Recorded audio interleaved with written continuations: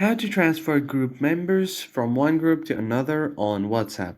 Hello everyone, welcome to another tutorial. In today's video, I'll be showing you guys a quick and easy way to transfer group members without any hassles of inviting them one by one.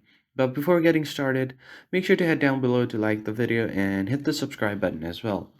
The first thing you need to do is open up your WhatsApp, and from here you just want to open up the chat where you want to invite your friends. So go ahead and open up your invite, and then just open up your chat settings right here. Scroll down and you will see this option, invite via link. So go ahead and tap on this one, and this invitation link holds the invite to this particular group. So go ahead and copy this link, and then what you're going to do is go to another chat where you want to share the link. And I'm just going to go back and open up this chat right here, and then I'm just going to send this invite link.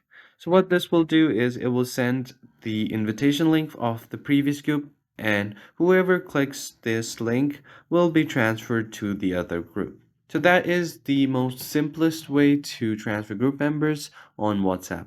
I hope you found this video helpful. If so, hit the like button below and subscribe. I'll see you on the next one.